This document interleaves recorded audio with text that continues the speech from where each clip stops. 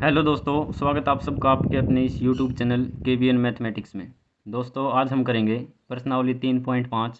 प्रश्न नंबर 1 दे रखा है, निम्नलिखित समीकरणों के युग्मों में से किसका एक अद्वितीय हल है, किसका कोई हल नहीं है, या किसके अपरिमित रूप से अनेक हल हैं। अद्वितीय हल की स्थिति में उसे वज्र गुणन विधि से ज्ञात कीजिए। सबसे पहले तो हमने इसमें कौन सी विधि अपनानी है, वज्र गुणन विधि। दूसरा इसमें एक रखा है, अगर अद्वितीय हल हो तो इसमें x और y का मान ज्ञात कीजिए। तो सबसे पहले तो इसमें ये देखेंगे कि इसका हल कैसा होगा, अद्वितीय हल होगा या इसका कोई हल नहीं होगा या इसके अपरिमित रूप से अनेक हल होंगे। कैसे निकालेंगे, सबसे पहले तो इनके अनुपातों का तुलना करेंगे। तो यहाँ लिखेंगे अनुपातों की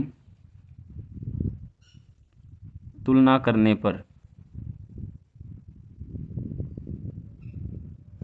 अनुपातों की तुलना हम कैसे करते हैं, x का गुणांक लेते हैं, y का गुणांक और फिर जिसमें x या y ना हो उसका, फिर इसमें भी x का गुणांक y का गुणांक और जिसमें x y ना हो उसका।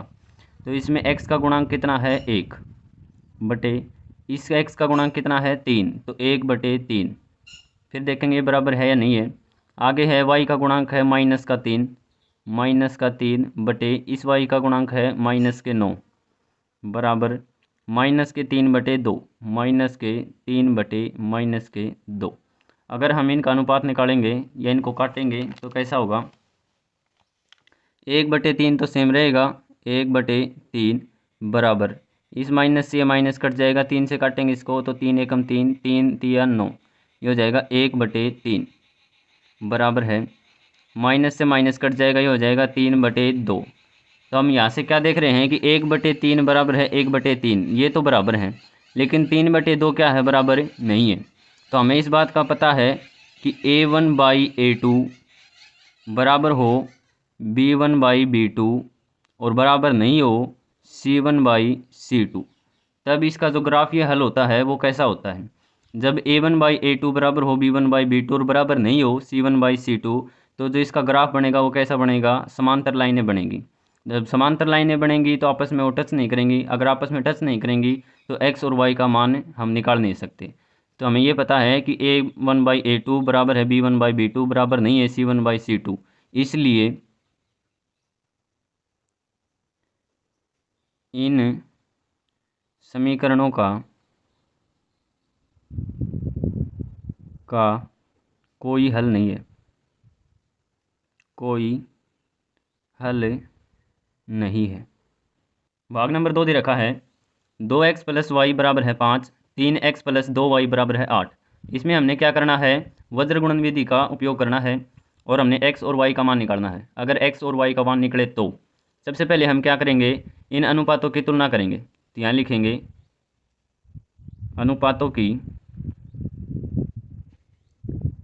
तुलना करने पर, अनुपातों की तुलना कैसे करेंगे, x का गुणांक लेंगे और इस x का, ये हो जाएगा 2/3। ये हो जाएगा y का गुणांक है 1 और इस y का गुणांक है 2, यहाँ लेंगे 1/2 बराबर है, ये 5 और ये 8, ये है 5/8। तो हमने क्या देखा, यहाँ पे 2/3 बराबर नहीं है 1/2 के और बराबर नहीं है 5/8 के। जब इस तरह का हमारी अनुपात आ जाए तो कैसा होता है, जैसे A1/A2 बराबर नहीं हो B1/B2 और बराबर नहीं हो C1/C2, तो इसका हल कैसे होता है, एक हल होता है। क्या लिखेंगे, इस या फिर इन समीकरणों का एक हल है। एक हल का मतलब ये है कि x का भी एक मान आएगा और y का भी एक मान आएगा। अब हमने x और y का मान निकालना है, किससे निकालना है, वज्र गुणन विधि से। अब वज्र गुणन विधि कैसे निकालते हैं, यहाँ लिखेंगे वज्र गुणन विधि से। वज्र गुणन विधि कैसी होती है, यहाँ लिखेंगे B1, यहाँ C1, यहाँ फिर A1 और यहाँ पर B1, ऐसे यहाँ लिखेंगे B2, C2, A2 और फिर B2। इन दोनों की गुणा में से घटानी है इन दोनों की गुणा, इन दोनों की गुणा में से घटानी है फिर इन दोनों की गुणा, और इन दोनों की गुणा में से घटानी है फिर इन दोनों की गुणा। कैसे करेंगे, हम ऊपर लेते हैं x, यहाँ लेंगे y और यहाँ लेंगे 1। अब हमने कैसे करना है, ये तीनों के तीनों क्या होते हैं, बराबर होते हैं। इन दोनों की गुणा यानी कि B1 गुणा में C2, यहाँ लिखेंगे B1 और C2, इसमें से घटानी है इन दोनों की गुणा B2 और C1, B2 और C1। फिर लेंगे y वाला, y में कैसे लेते हैं, C1 और A2 की गुणा, C1 और A2 की गुणा, इसमें से घटाना है C2 और A1, C2 और A1। यहाँ क्या लिखेंगे, इन दोनों की गुणा में से घटानी है इन दोनों की गुणा, यहाँ A1 B2, यहाँ लिखेंगे A1 B2, इसमें से घटाना है A2 और B1, A2 और B1। अब ये A1 B1 C1 ये क्या होते हैं, हमारे समीकरण क्या दे रखे थे, 2x प्लस वाई, ये दे रखा है 2x प्लस वाई, बराबर में दे रखा था 5। इस 5 को हम इस साइड लेके आएंगे तो ये हो जाएगा माइनस का 5, बराबर में क्या बचेगा 0। समीकरण नंबर 2 दे रखा था 3x प्लस 2y, यहाँ 8 प्लस का था, इस साइड आके माइनस का 8 हो जाएगा और बराबर में क्या बचेगा 0। अब जो x का गुणांक है इसको हम कहते हैं A1, A1 का मान कितना है, x का गुणांक 2। अब B1 लिखेंगे, B1 होता है y का गुणांक, यहाँ y का गुणांक कितना है 1, यहाँ 1 गुणा में y करेंगे तो y रहेगा, इसका मतलब यहाँ गुणांक कितना है 1, तो B1 का मान कितना है 1। यहाँ लिखेंगे C1 का मान, C1 का मान कितना है माइनस के 5, माइनस के 5। यहाँ दे रखा है फिर A2 B2 और C2, A2 x का गुणांक यानी कि 3, B2 लिखेंगे तो यानी कि y का गुणांक 2 और C2 क्या हो जाएगा यहाँ पे माइनस का 8, यहाँ हो जाएगा माइनस का 8। अब हमने कैसे करना है इसको, यहाँ लिखेंगे ये वाला समीकरण हमने करना सेम इसी तरह से, x की जगह पे x लिखेंगे, B1 की और C2 की गुणा करेंगे तो यहाँ लिखेंगे x बटे B1 की और C2 की गुणा, B1 और C2 की गुणा, B1 कहाँ है यहाँ, B1 और C2 की, एक की गुणा माइनस के 8 से करेंगे तो कितना हो जाएगा ये माइनस के 8। इसमें से हमने घटाना है B2 और C1, B2 और C1 की गुणा, 2 की माइनस के 5 की गुणा करेंगे तो हो जाएगा 5 दूनी 10 माइनस का 10। इसमें से हमने घटाना था कितना माइनस का 10। आगे हमने करना है y बटे C1 और A2, C1 कहाँ है, C1 और A2 इन दोनों की गुणा करेंगे तो 5 दिए 15 माइनस के 15 हो जाएगा।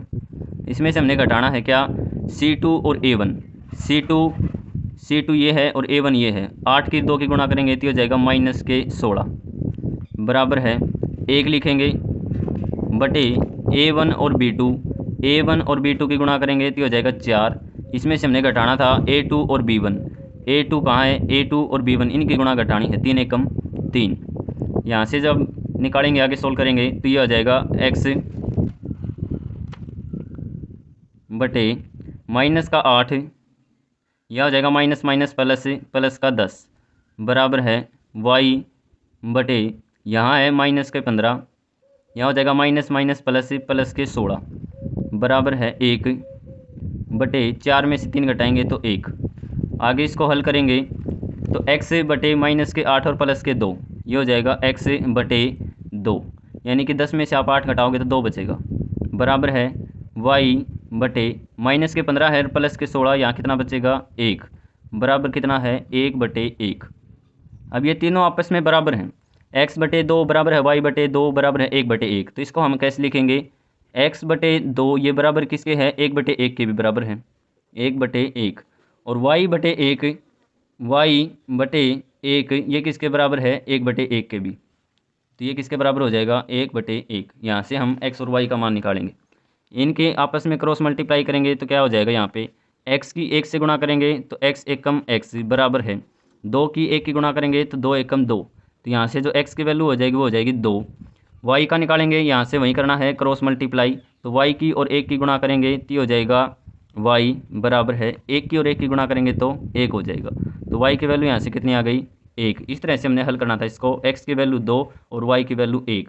सबसे पहले आप फिर से देखिए इसको वज्रगुणन विधि को, सिर्फ आपने ये वाला समझ गए तो आप ये वाला आसानी से कर सकते हैं।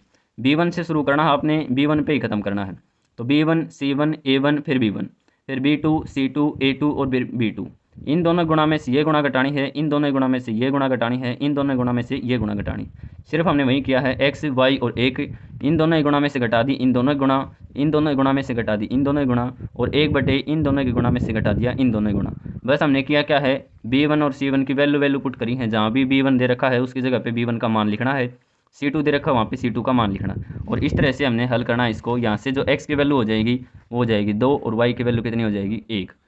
भाग नंबर 3 दे रखा है 3x माइनस के 5y बराबर है 20 और 6x माइनस के 10y बराबर है 40।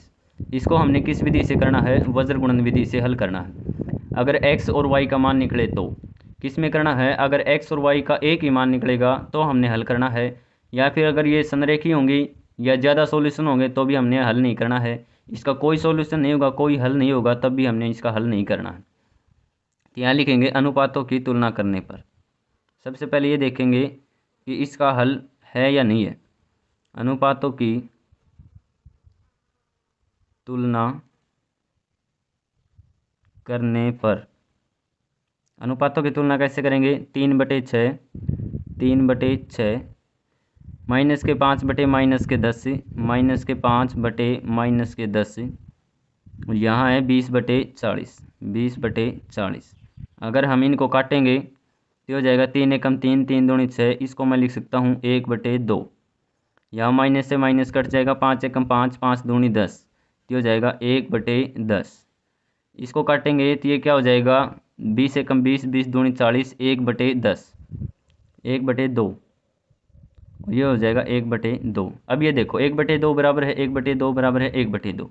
अब हमें ये पता है कि A1/A2 बराबर हो B1/B2 और बराबर हो C1/C2। जब ये तीनों बराबर हों तो इसका जो ग्राफ बनेगा वो कैसा बनेगा? संरेखी लाइनें। संरेखी लाइनें का मतलब होता है एक समीकरण का ग्राफ मान लो एक सीधी रेखा बन गई तो दूसरे समीकरण का ग्राफ भी इसी लाइन के ऊपर होगा। इसका मतलब इसके एक से ज़्यादा हल हैं। तो यहाँ लिखेंगे इसलिए, यानी कि A1/A2 बराबर है B1/B2 बराबर है C1/C2। इसलिए इन समीकरणों के अनेक हल हैं। अनेक हल हैं। बस हमने x और y का मान नहीं बताना है। मान किस लिए नहीं बताना है? क्योंकि इसके अनेक हल हैं। अगर इसका एक हल होता तो हमने इनका मान बताना था। भाग नंबर 4 दे रखा है x माइनस के 3y बराबर है माइनस का 7। x माइनस के 3y माइनस के 7 बराबर दे रखा 0। 3x माइनस के 3y माइनस के 15 बराबर दे रखा 0। इसका हमने हल करना है, x और y के मान बताने हैं।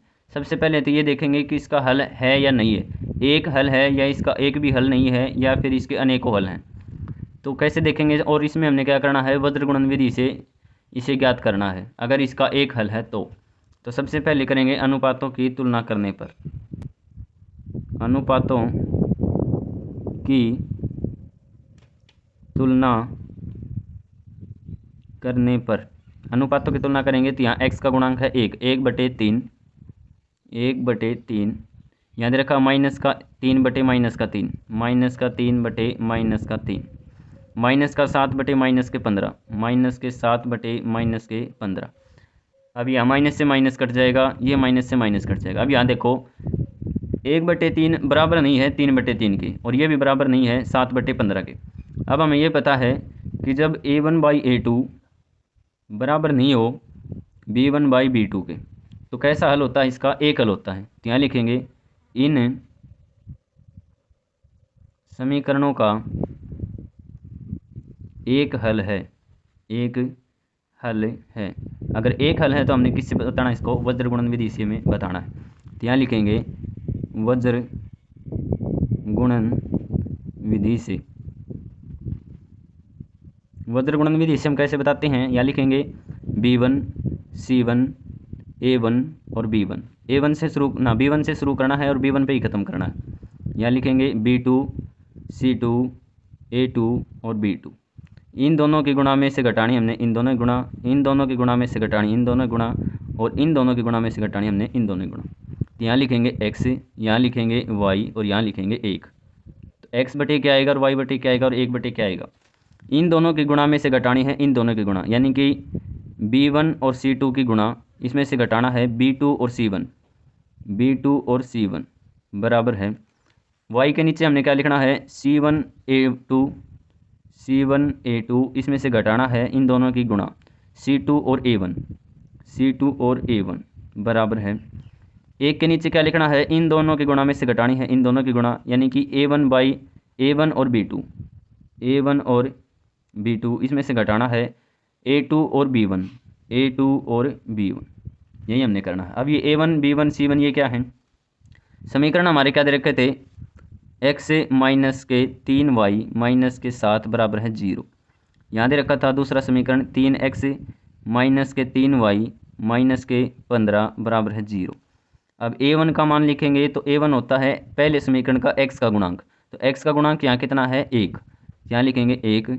b1 का मान कितना है y का गुणांक माइनस के 3, और c1 कितना है माइनस के 7, यहाँ लिखेंगे a2 होता है दूसरे समीकरण का x का गुणांक 3, और यहाँ लिखेंगे b2 बराबर है y का गुणांक माइनस के 3, और c2 क्या है माइनस के 15।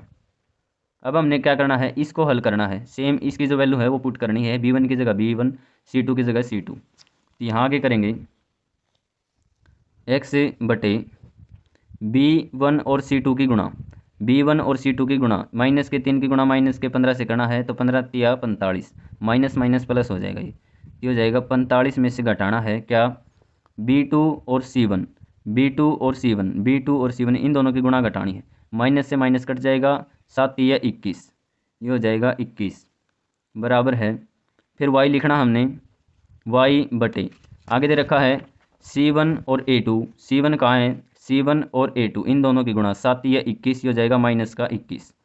इसमें से हमने घटाना है c2 और a1, c2 और a1, c2 और a1, 15 एकम 15 माइनस के 15 घटाना है, बराबर है 1 बटे a1 b2, a1 और b2 माइनस के 3 की गुणा 1 से करेंगे तो माइनस के 3, इसमें से हमने घटाना है क्या a2 और b1, a2 और b1 3 की गुणा 3 से करेंगे और माइनस का 3 दे रखा है तो ये हो जाएगा माइनस का 9। आगे अगर हम इसको हल करेंगे तो ये हो जाएगा x बटे 45 में से आप 21 घटाओगे तो ये हो जाएगा 24 बराबर है, आगे दे रखा है y बटे, तो y बटे माइनस का 21 है, ये हो जाएगा माइनस माइनस प्लस, तो माइनस के 21 और प्लस के 15, यहाँ कितना बच जाएगा माइनस का 6 बराबर है 1 बटे माइनस का 3, और ये हो जाएगा माइनस माइनस प्लस, प्लस का तो दे रखा 9 और माइनस का दे रखा है 3, कितना हो जाएगा ये प्लस का 6। अब यहाँ से इसको हल करेंगे तो हो जाएगा x बटे 24, ये किसके बराबर है 1 बटे 6 के, ये तीनों आपस में बराबर हैं, तो x बटे 24 हम ये लिख सकते हैं 1 बटे 6 के बराबर, और ये दे रखा y बटे माइनस के 6, ये भी किसके बराबर है 1 बटे 6 के बराबर। यहाँ से अगर इसका x का मान निकालेंगे तो आर पार गुणा करेंगे, 6 की और x की गुणा करेंगे तो हो जाएगा 6x बराबर है 24 की और 1 की गुणा करेंगे तो हो जाएगा 24, x के बराबर किसके हो जाएगा 24 बटे 6, 6 से काटेंगे तो हो जाएगा 6 एकम 6, 6 चौके 24, तो जो x की वैल्यू हो जाएगी वो कौन सी आ जाएगी 4। यहाँ से अगर y की वैल्यू निकालेंगे तो आर पार गुणा करेंगे, 6 की y की गुणा करेंगे तो हो जाएगा 6y बराबर है माइनस के 6 की गुणा 1 से करेंगे तो माइनस के 6, y की वैल्यू कितनी आ जाएगी माइनस के 6 बटे 6, यहाँ 6 गुणा में था इस साइड भाग में आ गया, 6 एकम 6, 6 एकम 6, यहाँ से y की वैल्यू कितनी आ जाएगी माइनस का 1। तो हमने ये बताना था कि x की वैल्यू क्या आएगी और y की वैल्यू क्या आएगी, तो x की वैल्यू आ गई 4 और y की वैल्यू कितनी आ गई माइनस का 1। भाग नंबर 1 दे रखा है a और b के किन मानों के लिए निम्नलिखित समीकरणों के युग्म के लिए अपरिमित रूप से अनेक हल होंगे। हमने ये बताना है a और b का मान बताना है ताकि ये जो समीकरण बन जाए उसके अपरिमित रूप से अनेक हल हों। तो इसके दो तरीके हैं, सबसे पहले मैं आपको शॉर्ट तरीका बता रहा हूँ कि हम कैसे निकाल सकते हैं, दूसरा हमने पूरी तरह से जो हल करना है कॉपी में जिस तरह से हम करते हैं वो तरीका भी आपको बताऊंगा। तो सबसे पहले शॉर्ट तरीके से कैसे करते हैं, हम क्या करते हैं अपरिमित रूप से अनेक हल करने के लिए जो अनुपात होता है इनका गुणांकों का वो कैसा होता है, जैसे a1/a2 बराबर हो b1/b2 बराबर हो c1/c2। अगर ये तीनों आपस में बराबर हैं तो इसका मतलब ये है कि इस समीकरण के अपरिमित रूप से अनेक हल होंगे। अब मान लो इस समीकरण को मैं ऐसे लिख दूं 2x प्लस में 3y बराबर है 7, और नीचे लिख दिया मैंने 4x प्लस में 6y बराबर है 14, ये लिख दिया। तो इसका मतलब ये है कि अगर इनका अनुपात निकालेंगे 2/4, 2/4 बराबर है 3/6, 3/6 बराबर है 7/14, तो ये तीनों क्या होंगे आपस में बराबर होंगे, काटेंगे तो 2 एकम 2, 2 दूनी 4, 1/2 होगा, ये भी 1/2 होगा और ये भी 1/2 होगा। इसका मतलब ये है कि जो नीचे वाला जो समीकरण है ना वो इस तरह का अगर बन जाए तो इसका मतलब ये जो समीकरण बनेंगे इनके अपरिमित रूप से अनेक हल होंगे। तो हम कैसे करेंगे, जैसे x का गुणांक क्या दे रखा है a माइनस के b, तो यहाँ x का गुणांक कितना दे रखा है 4, इसका मतलब ये है कि a माइनस के b किसके बराबर है 4 के बराबर। या y का गुणांक दे रखा है a प्लस b, तो y का गुणांक क्या दे रखा है 6, इसका मतलब ये है कि a प्लस b किसके बराबर है 6 के बराबर। और जो ये वाला पूरा है वो किसके बराबर है 14 के बराबर है। तो इसको हम कैसे कर सकते हैं, याद रखा है a माइनस के b, तो a माइनस के b ये किसके बराबर है 4 के बराबर। a प्लस बी ये किसके बराबर है 6 के बराबर, तो a प्लस बी ये किसके बराबर हो जाएगा 6 के बराबर। और ये वाला 3a प्लस बी माइनस के 2 ये किसके बराबर है 14 के बराबर है। तो यहाँ से a का मान निकालेंगे तो कितना हो जाएगा 4, या माइनस का था ये प्लस का b हो जाएगा। तो a की वैल्यू यहाँ से कितनी आ गई 4 प्लस में b, तो हम इस समीकरण में क्या कर देंगे a की वैल्यू पुट कर देंगे। तो a की जगह पे क्या लिखेंगे 4 प्लस b, a की जगह पे लिखा है प्लस में b, प्लस में b बराबर है 6। यहाँ से b और b कितना हो जाएगा 2b बराबर है 6, और 4 प्लस का दे रखा था तो 4 माइनस का हो जाएगा। तो 2b बराबर कितना आ जाएगा 6 माइनस के 4 2। b की वैल्यू निकालेंगे तो b की वैल्यू यहाँ से हो जाएगी 2/2 यानी कि 1। तो b की वैल्यू कितनी आ गई हमारी 1। अब b की वैल्यू 1 हम क्या करेंगे इस समीकरण में पुट कर देंगे। यहाँ दे रखा है 3a प्लस b की वैल्यू क्या करेंगे 1 पुट करना है, माइनस में 2 बराबर है 14। तो 3a यहाँ से माइनस का 2 और प्लस का 1 कितना हो जाएगा माइनस का 1 बराबर है 14। तो 3a की वैल्यु क्या आ जाएगी 14, और ये माइनस का था ये दूसरी साइड आके प्लस का 1 हो जाएगा। तो 14 प्लस में 1 कितना हो जाएगा 15। तो a की वैल्यू यहाँ से कितनी आ जाएगी 15/3, यानी कि 3 एकम 3 3 पंजे 15। तो a की वैल्यू यहाँ से आ जाएगी 5 और b की वैल्यू कितनी आ जाएगी 1। इस तरह से हम शॉर्ट तरीके से इसको कर सकते हैं। दूसरी तरीके से हम कैसे करेंगे, जिसको हमने साफ मतलब साफ कॉपी में हम जिस तरह से करते हैं उस तरीके से हम कैसे करेंगे इसको। तो सबसे पहले हम करेंगे a1 b1 c1 इनका मान लिखेंगे। तो यहाँ a1 का मान लिखेंगे तो इसका मतलब पहले समीकरण में x का गुणांक कितना है 2। फिर लिखेंगे b1 का मान है 3, c1 का मान कितना है 7। यहाँ से करेंगे फिर a2 का मान, a2 का मान कितना है, a2 का मतलब x का गुणांक दूसरे समीकरण में। तो यहाँ x का गुणांक कितना है a माइनस बी, तो यहाँ लिखेंगे a माइनस के b। फिर है b2 का मान, b2 का मान होता है दूसरे समीकरण में y का गुणांक। तो y का गुणांक कितना है a प्लस बी, तो a प्लस बी। फिर लिखेंगे c2, c2 का मान कितना है ये सारा 3a प्लस b माइनस के 2। ये था a1 b1 c1 और a2 b2 c2 का मान। अब हमने क्या करना है ये बताना है ताकि इसके अपरिमित रूप से अनेक हल होने चाहिए। तो अपरिमित रूप से जो अनेक हल होते हैं उनका जो अनुपात होता है वो कैसा होता है, यहाँ लिखेंगे अपरिमित रूप से अनेक हल के लिए अनुपात। तो अपरिमित रूप से अनेक हल के लिए जो अनुपात होता है वो होता है a1/a2 बराबर है b1/b2 बराबर है c1/c2। तो इसका मतलब a1/a2 b1/b2 c1/c2 क्या होने चाहिए बराबर होने चाहिए। अब हम क्या करेंगे इनकी वैल्यू पुट करेंगे a1 की b1 की a1 की a2 की b1 की b2 की c1 की c2 की। तो जो a1 की वैल्यू थी वो कितनी थी 2/a2 की जो वैल्यू थी वो है a माइनस के b बराबर है, फिर लिखेंगे 3/a प्लस b बराबर है, फिर लिखेंगे 7/3a प्लस b माइनस के 2। अब देखो ये तीनों आपस में बराबर हैं, तो हम ये लिख सकते हैं कि 2/a माइनस के b बराबर है 3/a प्लस b और बराबर है 7/3a प्लस b माइनस के 2।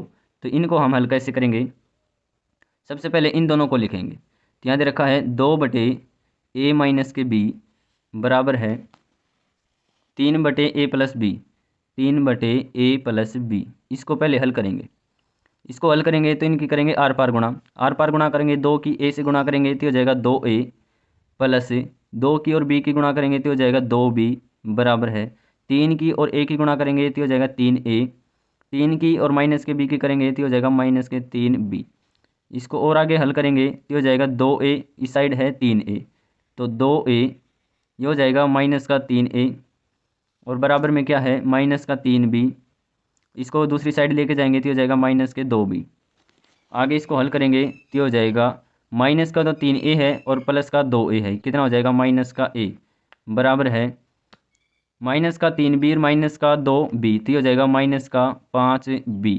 तो a से माइनस कट जाएगा, a की वैल्यू यहाँ से कितनी आ जाएगी 5b।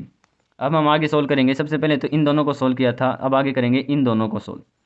यहाँ दे रखा है 3/a + b बराबर है 7/3a + b - 2। अब इनकी आर पार गुणा करेंगे तो 3 की गुणा 3a से करेंगे तो हो जाएगा 9a, प्लस में 3 की और b की गुणा करेंगे तो हो जाएगा 3b, माइनस में 2 की गुणा 3 से करेंगे तो हो जाएगा 6 बराबर है 7 की गुणा a से करेंगे तो 7a, यह हो जाएगा प्लस में 7 की और b की गुणा करेंगे तो हो जाएगा 7b। आगे इसको हल करेंगे तो ये दे रखा है 9a, यहाँ दे रखा था 7a, इस साइड आके माइनस का 7a हो जाएगा, फिर माइनस के 6 बराबर है यहाँ करेंगे 7b, ये प्लस का 3b था, इस साइड आके माइनस का 3b हो जाएगा। इसको आगे हल करेंगे तो हो जाएगा 9 में से 7 घटाएंगे तो 2a, माइनस में 6 बराबर है 7 में से 3 घटाएंगे तो 4b। इसको आगे सोल्व करेंगे तो इसको ऐसे भी लिख सकते हैं 2a, यहाँ 4b प्लस का था, इस साइड आके 4b माइनस का बराबर है यहाँ 6 माइनस का था तो दूसरी साइड आके प्लस का 6 हो जाएगा। अब यहाँ से a की वैल्यू कितनी आई थी 5b, तो a की वैल्यू हम समीकरण नंबर 2 में पुट कर देंगे। ये था समीकरण नंबर 1 और ये है समीकरण नंबर 2। तो इसमें क्या करेंगे a का मान समीकरण 2 में रखने पर, तो इसमें रखेंगे a का मान, यहाँ दे रखा था 2a दे रखा था तो 2 गुणा में a का मान कितना है 5b, फिर दे रखा माइनस का 4b बराबर है 6। यहाँ से हल करेंगे तो 5 दूनी 10, ये हो जाएगा 10b माइनस का 4b बराबर है 6। यहाँ से हल करेंगे तो 10 में से 4 घटाएंगे तो हो जाएगा 6b बराबर है 6। b की वैल्यू यहाँ से कितनी आ जाएगी 6/6, यहाँ 6 गुणा में था, इस साइड आके भाग में हो गया, यहाँ से जो b की वैल्यू है वो कितनी आ जाएगी 1। तो b की वैल्यू तो हमारी 1 आ गई। अब यहाँ से क्या करेंगे हमें a की वैल्यू और ज्ञात करेंगे। ये दे रखा था a बराबर है 5b, तो b की जगह पे हम क्या कर देंगे 1 पुट कर देंगे। क्या लिखेंगे समीकरण 1 में b का मान रखने पर, b का मान रखने पर, तो b का मान रखेंगे तो यहाँ दे रखा है a बराबर है 5b, यानी कि 5 गुणा में b की जगह पे क्या दे रखा है 1, तो जो a की वैल्यू हो जाएगी वो कौन सी हो जाएगी 5। तो यही बताना था कि a की वैल्यू क्या होगी और b की वैल्यू क्या होगी। तो यहाँ से जो होगा समीकरण बनेगा तो a की वैल्यू 5 और b की वैल्यू 1। अगर समीकरण देखेंगे तो समीकरण दे रखे थे पहले वाले 2a प्लस में 3y 2x प्लस में 3y बराबर है 7 और a माइनस का b गुणा में x प्लस में a प्लस b y बराबर दे रखा था 3a प्लस b माइनस में 2। तो हमारे जो समीकरण थे वो क्या बनेंगे, सिर्फ हमने क्या करना है a की जगह a पुट करना है, b की जगह b, c की जगह c।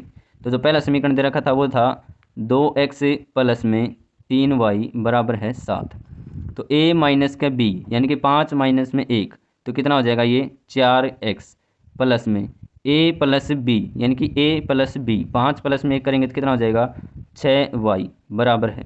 अब इसको हल करेंगे तो 3a की वैल्यू कितनी है 5, तो 3a की वैल्यू हो जाएगी 3 पंजे 15। आगे दे रखा है प्लस में b की वैल्यू कितनी है 1, आगे माइनस का 2, तो 15 में 1 जोड़ोगे तो 16, 16 में से 2 घटाएंगे तो कितना हो जाएगा 14, तो यहाँ कितना हो जाएगा 14। तो हमारा जो समीकरण बनेगा तो ये वाला बनेगा 2x प्लस में 3y बराबर है 7, 4x प्लस में 6y बराबर है 14। तो a की वैल्यू यहाँ से 5 और b की वैल्यू यहाँ से कितनी हो जाएगी 1। भाग नंबर 2 दे रखा है के किस मान के लिए निम्नलिखित समीकरणों के युग्म का कोई हल नहीं है। हमने क्या बताना है के का मान बताना है, वो मान बताना है ताकि ये जो समीकरण बनेंगे उनका कोई हल नहीं हो। तो हम क्या करते हैं जब अनुपात लिखते हैं जिनका कोई हल नहीं हो तो उनका अनुपात कैसा होता है a1/a2 बराबर हो b1/b2 और बराबर नहीं हो c1/c2 के। अगर इस तरह का अनुपात होगा तो उसका कोई हल नहीं होगा। यहाँ a1 का मान कितना है 3, b1 का मान कितना है y का गुणांक कितना है यहाँ पे 1, तो b1 का मान हो जाएगा 1 और c1 का मान कितना हो जाएगा 1। यहाँ से जो a2 का मान लिखेंगे यानी कि दूसरे समीकरण का जो x का गुणांक होता है वो होता है a2 का मान, तो 2k माइनस का 1, b2 का मान है k माइनस का 1 और जो c2 का मान है वो है 2k प्लस में 1। यहाँ लिखेंगे a1 बाई a2, तो a1 का मान कितना है 3 बटे a2 का मान कितना है 2k माइनस में 1, 2k माइनस में 1, ये तो बराबर हो किसके b1 बाई b2 के। b1 का मान कितना है यहाँ पे 1 बटे b2 का मान कितना है k माइनस में 1, और ये बराबर नहीं हो किसके c1 बाई c2। c1 का मान है यहाँ पे 1 बटे c2 का मान कितना है 2k प्लस में 1। अब यहाँ से देखो ये वाले दोनों क्या हैं आपस में बराबर हैं, यहाँ से k का मान निकाल सकते हैं। तो k की गुणा आर पार इनके करेंगे तो k की गुणा 3 से करेंगे तो हो जाएगा 3k माइनस में माइनस के 1 की गुणा 3 से करेंगे तो कितना हो जाएगा ये माइनस का 3 बराबर है 1 की गुणा इन से करेंगे तो ये सेम रहेगा 2k माइनस का 1। यहाँ से करेंगे तो 3k, यहाँ 2k प्लस का था इस साइड आके माइनस का 2k हो जाएगा बराबर है माइनस का 1, या माइनस का 3 था इस साइड आके प्लस का 3 हो जाएगा।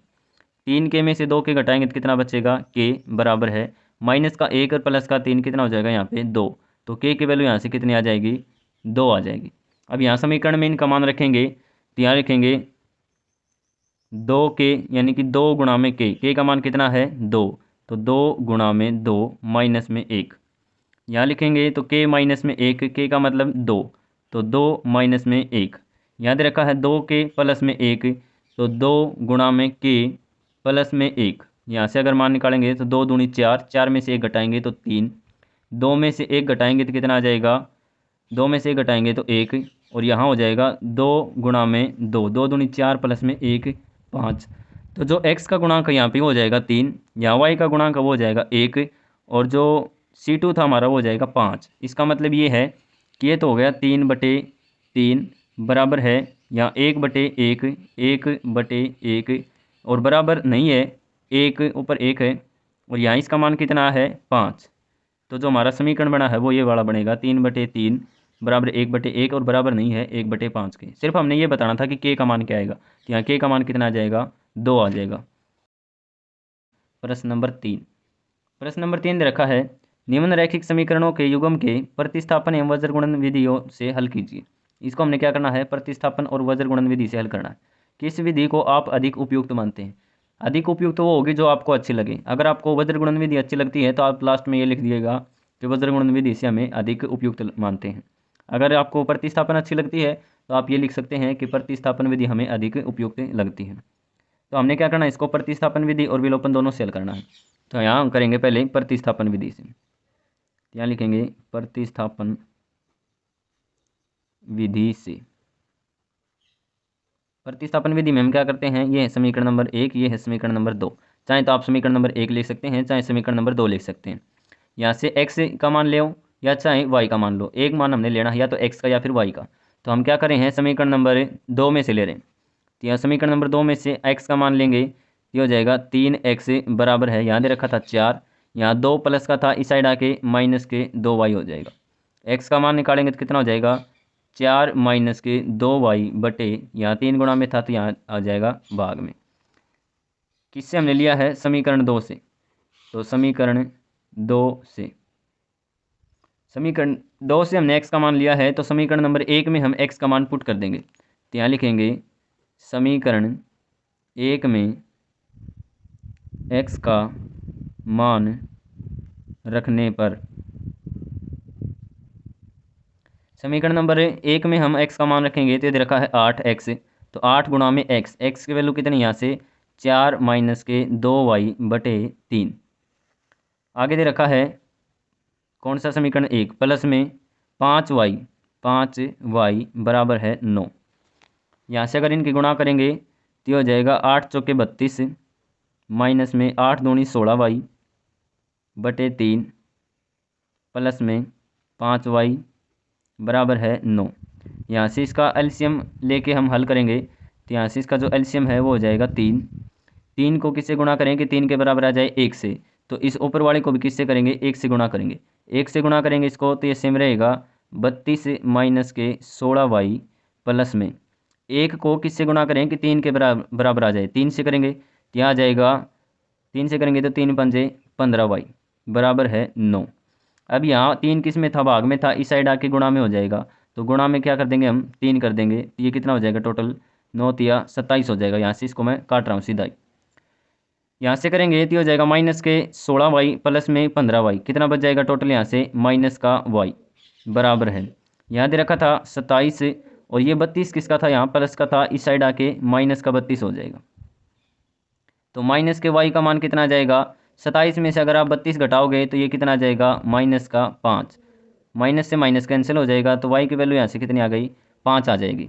अब हमने y की वैल्यू 5 निकाली है, या तो समीकरण नंबर 1 में या फिर समीकरण नंबर 2 में y का मान हम पुट कर देंगे। यहाँ कर रहे हैं समीकरण नंबर 2 में y का मान पुट करने पर, तो समीकरण 2 में y का मान रखने पर, समीकरण नंबर 2 क्या दे रखा था 3x प्लस में 2y बराबर है 4, ये समीकरण नंबर 2 दे रखा था, ये वाला समीकरण नंबर 2। तो यहाँ पे हमने क्या करना, y का मान पुट करना है, तो 3x प्लस में 2y, 2 गुणा में y का मान कितना है 5, तो 2 गुणा में 5 कितना हो जाएगा 10 बराबर है 4। तो 3x की वैल्यू यहाँ से कितनी आ जाएगी 4, प्लस का 10 था इस साइड आके माइनस का 10, 3x की वैल्यू आ जाएगी माइनस का 6 और x की वैल्यू यहाँ से कितनी हो जाएगी माइनस के 6/3 यानी कि माइनस के 2। तो यहाँ से जो x की वैल्यू आई है वो कितनी आई है माइनस के 2 और जो y की वैल्यू आई है वो कितनी आई है 5। इस तरह से हमने इसको प्रतिस्थापन विधि से हल करना था। वज्रगुणन विधि से अगर हम इसको हल करेंगे तो सबसे पहले यहाँ लिख रहा हूँ मैं वज्रगुणन विधि का एक पार्ट। जैसे वज्रगुणन विधि में हम क्या करते हैं b1 से शुरू करके b1 पे ख़त्म करना है, b1 c1 a1 b1, फिर b2 c2 a2 और b2, इन दोनों की गुणा में से घटानी है ये गुणा, इन दोनों की गुणा में से घटानी है इन दोनों गुणा, और इन दोनों की गुणा में से घटानी है इन दोनों गुणा। या मैंने ले लिया x की जगह पे x, या इन दोनों की गुणा लिख दी ये वाली, इन दोनों की गुणा घटानी है तो घटा का निशान और ये वाली, बराबर है y की जगह पे y, और c1 a2 की गुणा, c1 a2 की गुणा a1 की, c1 a2 की गुणा, तो c1 a2 माइनस में फिर c2 और a1, c2 और a1 बराबर है, एक की जगह पे एक लिख दिया, a1 की गुणा b2 से, a1 की गुणा b2 से, और इसमें से घटाना था a2 और b1, a2 और b1। अब हमने क्या करना है, सिर्फ हमने b1 c2 b2 c1 इनका सिर्फ मान लिखना है। तो यहाँ जो समीकरण हमारा क्या दे रखा था 8x प्लस में 5y बराबर है 9, ये बराबर 9 था, इस साइड लेके आएंगे तो ये माइनस का 9 हो जाएगा, बराबर में क्या बचेगा 0। तो यहाँ मैं सीधा लिख रहा हूँ माइनस में 9 बराबर है 0। जो दूसरा समीकरण था वो दे रखा था 3x प्लस में 2y बराबर में दे रखा था 4, इस साइड आके माइनस का 4 हो जाएगा और बराबर में 0। तो ये था समीकरण नंबर 1 और ये था समीकरण नंबर 2। यहाँ से a1 b1 c1 का मान लिखेंगे, तो यहाँ लिख रहे हैं सीधा ही, a1 का मान कितना दे रखा है यहाँ पे 8, b1 का मान लिखेंगे तो यहाँ दे रखा है 5, और c1 का मान लिखेंगे तो माइनस का 9, माइनस का 9। यहाँ लिखेंगे a2 का मान, a2 का मान लिखेंगे तो 3, b2 का मान लिखेंगे तो यहाँ से दे रखा 2, और c2 का मान लिखेंगे तो कितना हो जाएगा माइनस का 4। अब हमने क्या करना है, इनकी वैल्यू पुट करनी है, तो x बटे b1 गुणा में c2, तो b1 गुणा में c2, b1 गुणा में c2, 5 की और माइनस के 4 की गुणा करेंगे तो हो जाएगा माइनस का 20। इसमें से हमने घटाना था b2 और c1, b2 और c1 2 की और माइनस के 9 की गुणा घटानी है, तो 2 में 18 माइनस के 18 हो जाएगा ये, बराबर है y की जगह पे y, c1 और a2 की गुणा, तो c1 और a2 की गुणा, इनमें से गुणा करेंगे तो हो जाएगा 9 या 27 माइनस के 27, इसमें से हमने घटाना है c2 और a1, c2 और a1, या माइनस के 4 और 8, 8 चौके 32, ये हो जाएगा माइनस का 32 बराबर है 1 बटे a1 b2, a1 और b2, 8 की और 2 की गुणा करेंगे तो कितना हो जाएगा 8 दूनी 16, इसमें से घटाना है कितना a2 और b1, a2 और b1, a2 और b1 ये वाला घटाना, 5 दिए 15। तो यहाँ से हम करेंगे तो ये हो जाएगा x बटे माइनस का 20 माइनस माइनस प्लस, प्लस का 18 हो जाएगा ये, और माइनस का 20 और प्लस का 18 कितना बन जाएगा ये माइनस का 2। ये किसके बराबर है, इसके बराबर, यहाँ लिख देंगे सीधा ही 1 बटे 16 में से 15 घटाओगे तो 1 बच जाएगा। ये आपस में तीनों बराबर हैं, तो इसके बराबर में ये है, इसके बराबर में ये है, इसका मतलब ये है कि जो 1/16 माइनस के 15 है वो इसके भी बराबर है। तो यहाँ से हो जाएगा x/-2 बराबर है 1/1। यहाँ से लिखेंगे y/-27 और माइनस माइनस प्लस, प्लस के 32 है, माइनस के 27 है, तो कितना बच जाएगा यहाँ से 5 बराबर है, ये कितना है 1/1 बन जाएगा। इनके आर पार गुणा करेंगे तो x एकम x और माइनस के 2 के गुणा 1 से करेंगे तो हो जाएगा -2। y का मान निकालेंगे तो y एकम y बराबर है 5 एकम 5, तो y की वैल्यू यहाँ से कितनी आ जाएगी 5, x की -2 और y की वैल्यू 5 हो जाएगी। ऐसा ही हमने दूसरी विधि से किया था, x की वैल्यू -2 आई थी और y की वैल्यू कितनी आई थी 5 आई थी। प्रश्न नंबर 4, तो 4 का दे रखा है निम्न समस्याओं में रैखिक समीकरणों के युग्म बनाइए और उनके हल किसी बीजगणितीय विधि से ज्ञात कीजिए यदि उनका अस्तित्व हो तो।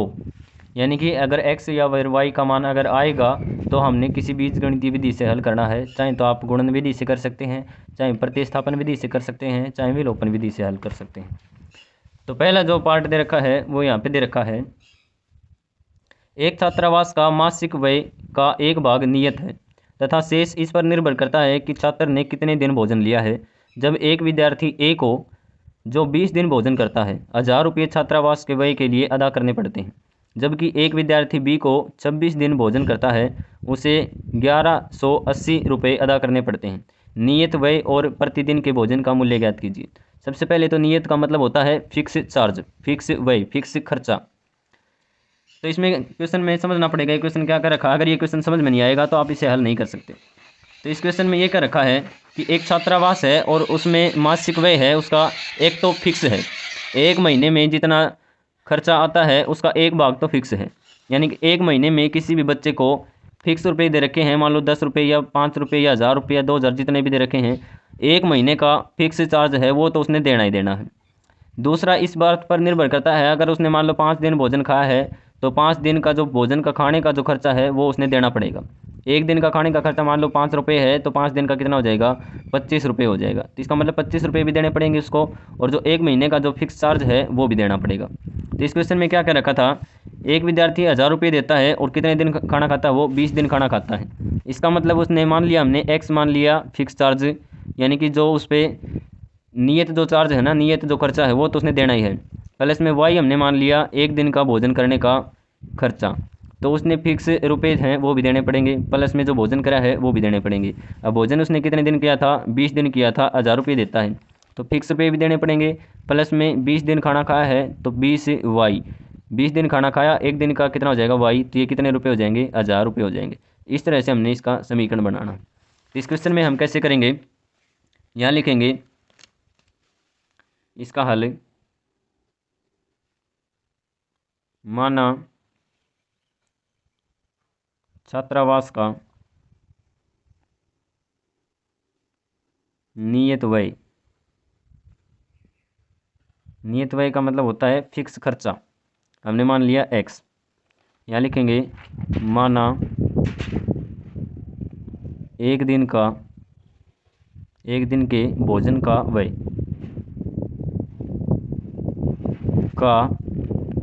यानी कि खर्च हमने कितना मान लिया y रुपये मान लिया। तो प्रश्न में क्या कह रखा है, प्रश्न ये हमें कह रहा है कि जो एक विद्यार्थी है वो 20 दिन खाना खाता है और 1000 रुपये जमा कराता है, यानी कि उसने जो एक महीने का जो फिक्स खर्चा है वो तो देना ही देना है, प्लस में उसने 20 दिन का क्या करना है, जितना खाना खाया है उसके भी रुपये देने पड़ेंगे, और टोटल उसने कितने रुपये दिए 1000 रुपये दिए। तो ये तो हो जाएगा हमारा समीकरण नंबर 1। दूसरा कह रहा है कि एक बी विद्यार्थी ने 26 दिन भोजन किया, यानी कि उसने फिक्स जो खर्चा था वो तो दिया ही दिया, प्लस में 26 दिन के खाने का भी रुपये दिए। कितने रुपये दिए उसने 1180 रुपये, 1180 रुपये उसने कितने दिए खाने के, यानी कि उसका सारा खर्चा कितना आया 26 दिन का 1180 रुपये। ये था समीकरण नंबर 2। इसको हम हल कैसे करेंगे, प्रतिस्थापन विधि से हल करेंगे इसको। तो प्रतिस्थापन विधि से हल करेंगे तो यहाँ लिखेंगे, नहीं विलोपन से करें, विलोपन विधि और भी आसान है। विलोपन विधि से, विलोपन विधि में हम क्या करते हैं, एक x या फिर एक y काट देते हैं, तो इसमें x में से x घटाएंगे तो 0 आ जाएगा, x कट जाएगा यहाँ। तो यहाँ लिखेंगे समीकरण नंबर 1 में से समीकरण नंबर 2 घटाने पर तो यहाँ आप लिख लीजिएगा समीकरण नंबर 1 में से समीकरण नंबर 2 घटाने पर। तो 1 में से 2 घटाएंगे तो नीचे वाले के निशान चेंज हो जाएंगे। यह हो जाएगा माइनस का, ये माइनस का 26 और ये माइनस का 1180। एक्स में से एक्स घटाएंगे तो कितना आ जाएगा 0। 20y में से 26y घटाओगे तो ये बच जाएगा माइनस का 6y। और 1000 में से आप 1180 घटाओगे तो यहाँ कितना आ जाएगा 180 आ जाएगा, वो भी किसका, माइनस का। यहाँ माइनस से ये माइनस कट जाएगा, y की वैल्यू निकालेंगे तो कितना आ जाएगा 180/6। अब इसको 6 से काटेंगे तो यह आ जाएगा 6 तिया 18 1 0, यानी कि y की जो वैल्यू है वो कितनी आ जाएगी यहाँ से 30 आ जाएगी। तो y की वैल्यू हमने क्या माना था, एक दिन के भोजन का किराया, भोजन का जो खर्चा है वो ₹y माना था। तो एक दिन का जो भोजन करने का जो खर्चा लगता है वो कितना लगता है 30 रुपये। अब हम क्या करेंगे, y की वैल्यू या तो समीकरण नंबर 1 में पुट कर दो या फिर समीकरण नंबर 2 में पुट कर दो। तो हम किस में कर रहे हैं, समीकरण नंबर 1 में पुट कर रहे हैं। तो यहाँ लिखेंगे y का मान समीकरण 1 में रखने पर, y का मान हम क्या करेंगे समीकरण 1 में रख देंगे। तो समीकरण 1 दे रखा है x प्लस में 20y, 20 गुणा में y का मान कितना है 30 बराबर है 1000। यहाँ से x का मान निकालेंगे तो 20 की गुणा 30 से करेंगे तो कितना हो जाएगा ये 600 बराबर है 1000। x की वैल्यू निकालेंगे तो कितनी आ जाएगी 1000 माइनस के 600, यहाँ प्लस का 600 था इस साइड आके माइनस का 600 हो जाएगा। यहाँ से अगर हम x की वैल्यू निकालेंगे तो कितनी आ जाएगी 1000 माइनस के 600, कितनी आ जाएगी यहाँ से 400 रुपये। तो यहाँ से जो x की वैल्यू है वो आ गई 400 और y का मान कितना है 30 रुपये है। तो इस तरह से हमने इस क्वेश्चन को करना था। भाग नंबर 2 दे रखा है, एक भिन्न 1/3 हो जाती है जब इसके अंश से 1 घटाया जाता है, और वह 1/4 हो जाती है जब इसके हर में 8 जोड़ दिया जाता है, तो वह भिन्न बताओ क्या होगी। तो हम इसका हल कैसे करेंगे, माना भिन्न का अंश, भिन्न का अंश क्या मान लिया हमने x मान लिया। फिर लिखेंगे माना भिन्न का हर, भिन्न का हर क्या मान लिया हमने y मान लिया। तो भिन्न क्या बन जाएगी, भिन्न बन जाएगी x/y। ये था इसका अंश, ये था इसका हर। अब प्रश्न में क्या कर रखा है, यहाँ लिखेंगे प्रश्नानुसार। प्रश्न में क्या रखा है, यदि 1/3 हो जाती है जब इसके अंश में 1 घटाया जाता है। अगर हम अंश में से 1 घटा दें तो ये भिन्न क्या बन जाती है 1/3 हो जाती है। इसका अगर हम समीकरण बनाएंगे तो आर पार गुणा करेंगे, 3 की गुणा x से करेंगे तो ये हो जाएगा 3x, माइनस में 1 की गुणा 3 की गुणा करेंगे तो हो जाएगा 3 बराबर है y की गुणा 1 से करेंगे तो हो जाएगा y। यहाँ से समीकरण बनेगा 3x, यहाँ प्लस का y था इस साइड आके माइनस का y बराबर है माइनस का 3 था दूसरी साइड आके प्लस का 3 हो जाएगा। तो एक समीकरण तो हमारा ये बन गया समीकरण नंबर 1। समीकरण नंबर 2 बनाएंगे कैसे, आगे दे रखा है जब उसके हर में 8 जोड़ दिया जाए तो क्या हो जाती है 1/4 हो जाती है। तो ये थी हमारी भिन्न x/y, अगर हर में 8 जोड़ दें तो क्या बन जाती है वो 1/4 हो जाती है। यहाँ से अगर हम समीकरण बनाएंगे 4 की गुणा 3 की गुणा आर पार गुणा करेंगे तो ये बन जाएगा 4 की गुणा x से करेंगे तो हो जाएगा 4x बराबर है 1 की गुणा इनसे करेंगे तो सेम रहेगा, 1 की गुणा y से करेंगे तो y प्लस में 1 की गुणा 8 से करेंगे तो हो जाएगा 8। यहाँ से इनका समीकरण बनाएंगे तो 4x y प्लस का था इस साइड आके माइनस का y बराबर है कितना 8। यहाँ से क्या बन जाएगा हमारा समीकरण नंबर 2 बन जाएगा। तो समीकरण नंबर 1 और 2 को लिखेंगे तो समीकरण नंबर 1 बन गया हमारा 3x माइनस के y बराबर है 3। दूसरा बन गया हमारा 4x फिर है माइनस का y बराबर है 8। अब हम क्या करेंगे, समीकरण नंबर 1 में से समीकरण नंबर 2 घटा देंगे। तो यहाँ लिखेंगे समीकरण 1 में से समीकरण 2 घटाने पर, समीकरण नंबर 1 में से समीकरण नंबर 2 घटाएंगे तो क्या होगा, नीचे वाले के निशान चेंज हो जाएंगे। ये हो जाएगा माइनस का, ये हो जाएगा प्लस का, ये हो जाएगा माइनस का। माइनस का y है प्लस का y है कितना बन जाएगा 0, ये कट जाएगा। यह माइनस का 4x प्लस का 3x कितना बच जाएगा माइनस का x बराबर है माइनस का 8 है प्लस का कितना है 3 कितना बच जाएगा माइनस का 5। तो माइनस से माइनस कट जाएगा, x की वैल्यू यहाँ से कितनी आ गई 5। अब हम निकालेंगे y की वैल्यू, y के x का मान क्या करेंगे, या तो समीकरण नंबर 1 में रख दो या फिर समीकरण नंबर 2 में रख दो। तो यहाँ करें हम वाई एक्स का मान, एक्स का मान समीकरण 1 में रख रहे हैं। 1 में रखने पर समीकरण नंबर 1 क्या दे रखा था, 3x माइनस के वाई बराबर है 3। x का मान रखेंगे 5, तो 3 गुणा में x, तो 3 गुणा में 5, माइनस में y बराबर है 3। 5 की गुणा 3 से करेंगे तो हो जाएगा 5 3 15, माइनस के y बराबर है 3। और माइनस के y की वैल्यू कितनी आ जाएगी यहाँ से 3, यहाँ प्लस का 15 था, इस साइड आके माइनस के 15 हो जाएगा। माइनस के y की वैल्यू आ गई यहाँ से माइनस के 12, प्लस का 3 है माइनस के 15 है तो माइनस के 12 हो जाएगा। माइनस से माइनस कैंसिल हो जाएगा तो कौन सा हो जाएगा, y का मान 12। x का मान यहाँ से हो गया 5 और y का मान कितना हो गया 15। इसका मतलब जो हमारी भिन्न थी वो क्या बन जाएगी, x बटे वाई, यानी कि 5/12, ये हमारी क्या बन जाएगी, भिन्न बन जाएगी। इस तरह से हमने इस क्वेश्चन को करना था। भाग नंबर 3 दे रखा है, यश ने एक टेस्ट में 40 अंक अर्जित किए। जब उसे प्रत्येक सही उत्तर के लिए 3 अंक मिले तथा अशुद्ध उत्तर के लिए 1 अंक की कटौती की गई। यदि उसे सही उत्तर के लिए 4 अंक मिलते तथा अशुद्ध उत्तर के लिए 2 अंक कटते तो यह 50 अंक अर्जित करता। टेस्ट में कितने प्रश्न थे। इस क्वेश्चन को समझने से पहले आपने एक छोटी सी बात समझनी पड़ेगी। मान लो उसके सही आंसर थे 50 और गलत आंसर मान लो उसके हो गए 10, तो उसने नंबर कितने मिल गए, उसको 40 नंबर मिलेंगे। अब मान लो 3 नंबर मिलते हैं सही उत्तर के लिए और उसके सही आंसर है मान लो 5, और 1 नंबर कटता है और सही गलत आंसर के लिए। गलत आंसर है मान लो उसके 2 और नंबर कटता है उसके ऊपर 1, तो इसका मतलब 2 नंबर उसके कट गए और 3 पंजे 15, 15 नंबर उसके सही हो गए और गलत नंबर कितने हो गए उसके 2। कितने नंबर मिल गए उसको, 13 नंबर मिल गए।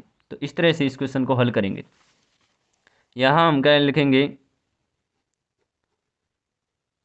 माना सही प्रश्नों की संख्या।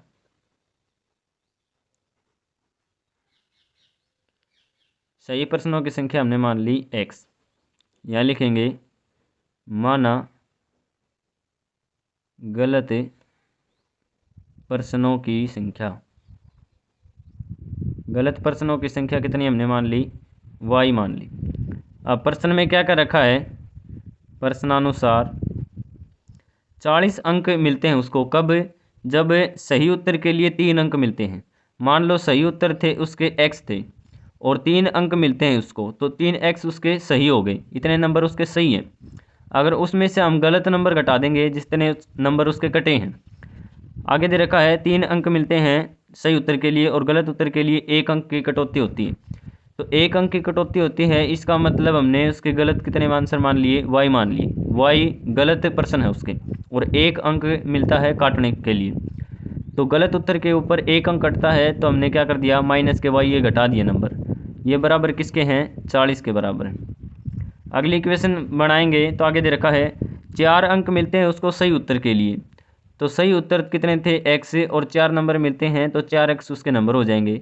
माइनस में 2 अंक कटते हैं, गलत उत्तर मान लिया हमने उसके y थे और उसके ऊपर 2 अंक कटते हैं तो 2y पर्सन उसके क्या हो गए, गलत हो गए। बराबर है कितने हो गए, 50 नंबर मिलते हैं। तो ये हो जाएगी इक्वेशन नंबर 1, ये हो जाएगी इक्वेशन नंबर 2। यहाँ से अगर हम इसको हल करेंगे, जो दूसरी समीकरण है इसको 2 से भाग दे दें, सब में 2 से डिवाइड हो जाएगा ये, तो 2 से भाग देंगे तो ये तो हो जाएगा 2x, ये हो जाएगा y बराबर है, ये हो जाएगा 25। तो ये बन जाएगी हमारी सेकंड समीकरण, यानी कि दूसरा समीकरण। अब हम क्या करेंगे, इसको विलोपन विधि से हल करेंगे। तो यहाँ लिखेंगे विलोपन विधि से, विलोपन विधि से हल करेंगे तो हो जाएगा 3x माइनस के y बराबर है 40। दूसरा समीकरण ये था 2x माइनस के y बराबर है 25।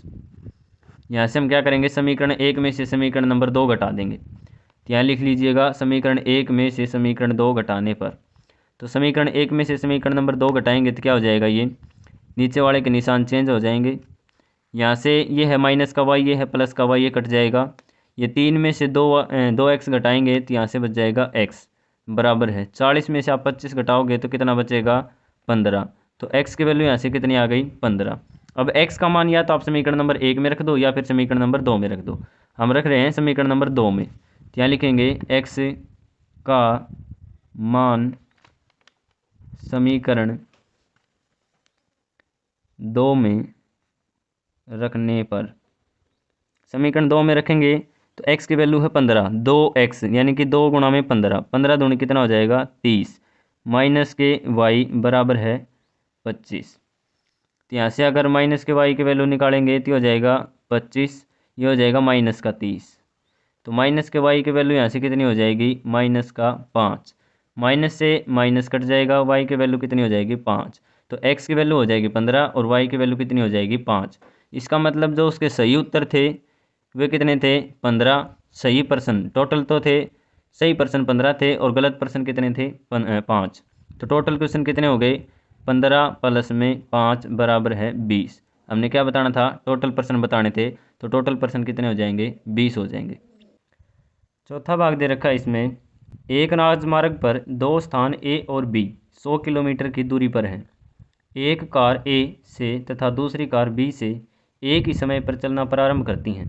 यदि ये कारें भिन्न भिन्न चालों से एक ही दिशा में चलती हैं तो वे 5 घंटे पश्चात मिलती हैं। दोनों कारों की चाल ज्ञात कीजिए। सबसे पहले तो इसमें ये देखिए कंडीशन सिर्फ एक ही दे रखी है कि 5 घंटे के पश्चात मिलती हैं, ये इसमें एक कंडीशन दे रखी है, एक ही दिशा में चलती हैं दोनों और 5 घंटे के बाद मिलती हैं। जब तक हमारी दो कंडीशन नहीं होंगी, दो स्थिति नहीं होंगी, जब तक हम इस क्वेश्चन को हल नहीं कर सकते। जब आप इंग्लिश मीडियम की बुक में ये क्वेश्चन देखोगे तो ये कह रखा है कि जब ये एक दिशा में चलती हैं तो 5 घंटे के बाद मिलती हैं। जब ये दोनों एक दूसरे की साइड चलती हैं तो 1 घंटे के पश्चात मिलती हैं, उसमें ये दे रखा है। तो इस क्वेश्चन में दे क्या रखा है, जैसे मान लो ये है ए स्थान और ये है बी स्थान, इनके जो बीच की दूरी है वो कितनी है 100 किलोमीटर। अब जो एक गाड़ी है वो यहाँ से चल रही है और जो दूसरी गाड़ी है वो यहाँ से चल रही है, इसी दिशा में दोनों एक ही साइड चल रही है। मान लो यहाँ तक पहुँच गई सी तक। अब 5 घंटे के बाद जो ये वाली है कार है वो कहाँ तक दूरी तय कर ली उसने 5 घंटे में, सी तक दूरी तय कर ली। अब जो बी वाली है मान लो ये कम स्पीड से चल रही है और इसने भी 5 घंटे के बाद दूरी कहाँ तक कर ली दूरी तय, सी तक कर ली। इसका मतलब 5 घंटे के बाद सी पॉइंट के ऊपर मिल गई। अब जो दूरी का फार्मूला होता है वो क्या होता है, चाल गुणा में समय, चाल गुणा में समय। अब हमने चाल तो इसकी बतानी है, चाल कितनी है इसकी, चाल तो हमने ये बतानी, चाल हमने मान ली x, समय कितना है 5 यानी कि 5x, तो इसने दूरी तय कितनी करी 5x। तो a वाले ने 5x दूरी तय करी है कहाँ तक, c तक। अब मानते हैं हम b वाली कार से, ये वाली b कार है और इसने चाल कितनी है इसकी हमने मान ली y, और कितने घंटे के बाद c तक पहुँची, ये 5 घंटे के बाद। इसका मतलब इसने दूरी तय कितनी करी 5y दूरी तय करी कितनी b से लेकर c तक की, और इसने a से लेकर कहाँ तक की दूरी तय करी, a से लेकर c तक की दूरी कितनी तय करी 5x। अब देखो, अब a से लेकर c तक की दूरी में से b से लेकर c तक की दूरी घटा देंगे तो कितनी बच जाएगी, a से लेकर b तक की बच जाएगी। तो इसका मतलब ये है कि जो पहली कार थी उसने दूरी तय कितनी करी 5x, तो 5x में से यदि हम इसकी चाल घटा दें यानी कि इसकी जो दूरी है वो घटा दें तो किसके बराबर हो जाएगी, ये 5y बराबर किसके हो जाएगी 100 किलोमीटर के हो जाएगी। इसका मतलब जो पहली कार थी उसने 5x की दूरी तय करी c तक और b से लेकर c तक की 5y दूरी तय करी, और 5x में से अगर हम 5y घटा देंगे तो कितना बच जाएगा 100 किलोमीटर हो जाएगा। अब ये दूसरी कंडीशन में क्या रहा है, अगर ये एक दूसरे की साइड चल रही हैं, a है वो b की तरफ चल रहा है और b है वो a की तरफ चल रही है गाड़ी, तो ये कितनी देर में मिलती है आपस में, 1 घंटे के बाद मिलती है। मान लो इसने 1 घंटे के बाद दूरी तय कर ली इतनी और इसने 1 घंटे के बाद दूरी तय कर ली इतनी, इस पॉइंट पे मिल रही हैं। इसका मतलब जो इसने दूरी तय करी है वो और इसने जो दूरी तय करी है वो कितनी हो जाएगी सारी 100 किलोमीटर। तो इसका मतलब 1 घंटे में x ने जो दूरी तय करी है वो कितनी है 1x, और जो y ने दूरी 1 घंटे में तय करी है वो कितनी है 1y। दोनों को अगर जोड़ देंगे तो कितनी दूरी हो जाएगी सारी 100 किलोमीटर की, 100 किलोमीटर की। तो हमारी एक समीकरण ये बनेगा, दूसरा समीकरण हमारा ये बनेगा। तो हम यहाँ समीकरण बना रहे हैं, यहाँ से हम हल करेंगे इसको। माना पहली कार या ए कार मान लिया, पहली कार की चाल, पहली कार की चाल कितनी है x किलोमीटर प्रति घंटा।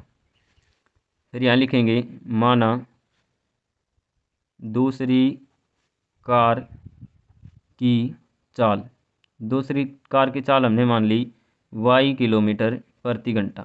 हमारा समीकरण क्या बना था, यहाँ लिखेंगे प्रश्नानुसार। समीकरण पहला बना था 5x माइनस के 5y बराबर है 100। दूसरा समीकरण हमारा बना था x प्लस y बराबर है 100, ये बना था। अगर हम पहले समीकरण को 5 से डिवाइड कर दें, पूरे को 5 से भाग दे देंगे तो क्या हो जाएगा, इसको 5 से डिवाइड देंगे तो ये हो जाएगा x माइनस इसको 5 से करेंगे तो y बराबर है 100 को 5 से डिवाइड करेंगे तो हो जाएगा 20। तो पहला समीकरण जो हमारा बनेगा वो बनेगा x माइनस वाई बराबर है 20। दूसरा समीकरण हमारा बना था x प्लस वाई बराबर है 100। अब हम क्या करेंगे, पहला समीकरण में से दूसरा समीकरण घटा देंगे। तो यहाँ साइड में आप लिख लीजिएगा समीकरण नंबर 1 में से समीकरण नंबर 2 घटाने पर। अब समीकरण नंबर 1 में से समीकरण नंबर 2 घटाएंगे तो समीकरण 2 के क्या हो जाएंगे, निशान चेंज हो जाएंगे। x में से x घटाएंगे तो 0 कट जाएगा, ये माइनस का y कितना हो जाएगा, ये माइनस का 2y बराबर है 20 में से आप 100 घटाओगे तो कितना आएगा, 80 आएगा। तो माइनस से माइनस कैंसिल हो जाएगा, y की वैल्यू यहाँ से कितनी आ जाएगी, 80/2। यहाँ 2 गुणा में था, इस साइड आके भाग में हो गया, 2 से काटेंगे तो कितना हो जाएगा, ये 40। तो y की वैल्यू कितनी आ जाएगी, 40 किलोमीटर प्रति घंटा।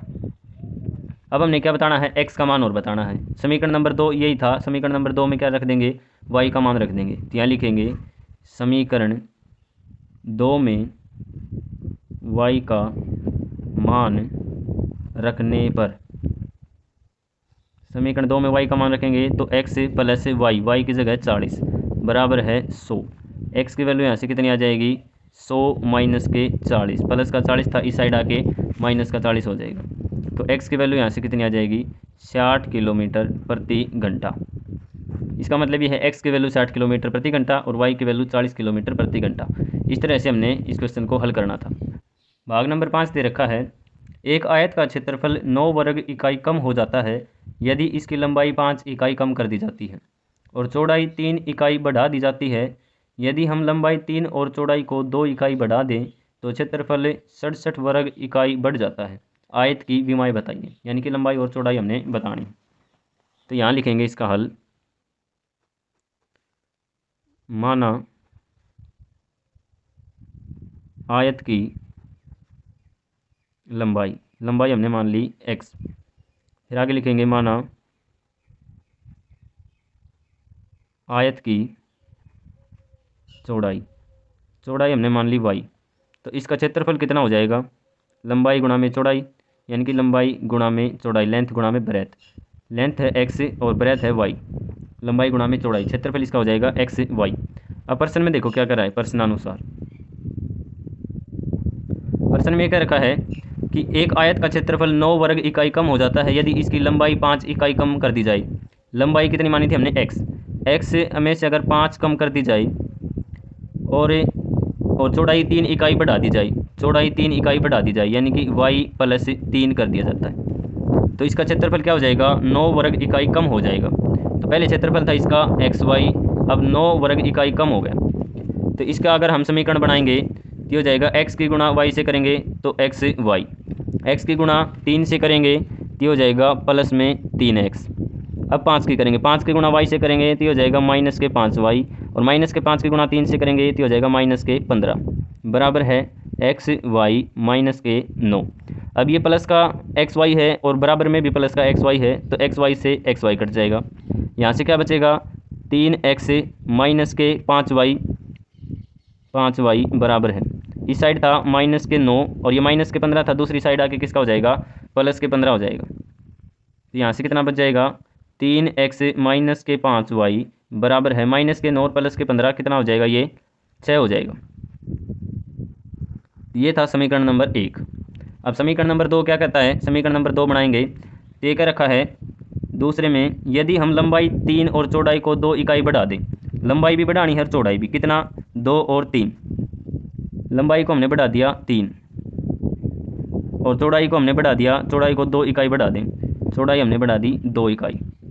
तो आगे क्या कर रखा है, क्षेत्रफल 67 वर्ग इकाई बढ़ जाता है। तो क्षेत्रफल पहले कितना था इसका xy और बढ़ कितना गया, 67 वर्ग इकाई इसका बढ़ गया। आगे हम करेंगे इसका, तो x की गुणा y से करेंगे तो हो जाएगा xy, x की गुणा 2 से करेंगे तो हो जाएगा 2x। आगे करेंगे 3 की और y की, 3y, 3 की और 2 की गुणा करेंगे तो 3 दूनी 6 बराबर है xy प्लस में 67। xy से xy कट जाएगा, यहाँ से 2x प्लस में 3y, तो 2x प्लस में 3y बराबर है कितना आ जाएगा, यहाँ है 67 और ये है प्लस का 6, इस साइड आके माइनस का 6 हो जाएगा। 67 में से आप 6 घटाएंगे तो कितना हो जाएगा, ये 61 हो जाएगा। ये हो जाएगा समीकरण नंबर 2। अब हम क्या करेंगे, समीकरण नंबर 1 और 2 से इसकी वैल्यू निकालेंगे। तो समीकरण नंबर 1 जो दे रखा था हमारा, वो दे रखा है 3x माइनस के 5y बराबर है 6, और यहाँ से दे रखा है 2x प्लस 3y बराबर है 61। अब हमने क्या करना है, x के मान बराबर करने हैं।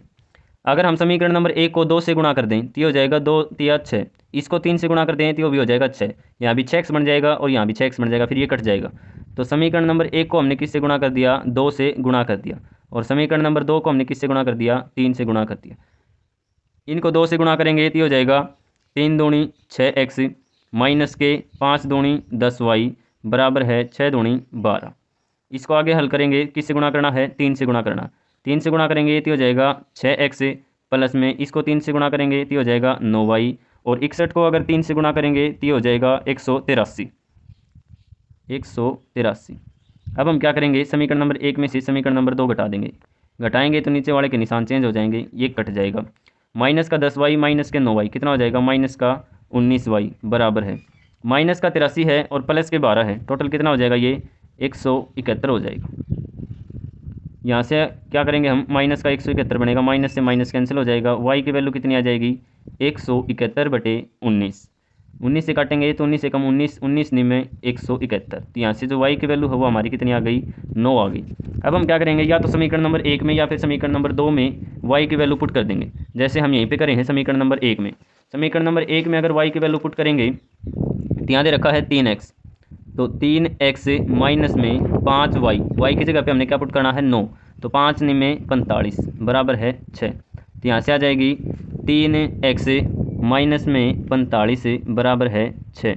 तो 3x की वैल्यू यहाँ से कितनी आ जाएगी, इस साइड है 6 और माइनस का 45 था, प्लस में 45 हो जाएगा। x की वैल्यू यहाँ से निकालेंगे तो 45 प्लस में 6 कितना हो जाएगा, 51, और 3 यहाँ पे गुणा में था, इस साइड होके भाग में हो जाएगा। तो यहाँ से अगर हम काटेंगे इसको तो 3 से काटेंगे तो सीधा हो जाएगा 17 तिया 51। तो x की वैल्यू यहाँ से कितनी आ जाएगी, 17, और y की वैल्यू हमने कितनी निकाली थी, यहाँ से 9। इस तरह से दोस्तों ये क्वेश्चन करना था। उम्मीद करता हूँ कि आप सबको समझ में आया होगा। समझ में आया है तो भाई प्लीज़ वीडियो को लाइक करें, शेयर करें, कॉमेंट करें और इस चैनल को सब्सक्राइब ज़रूर से ज़रूर करें। धन्यवाद।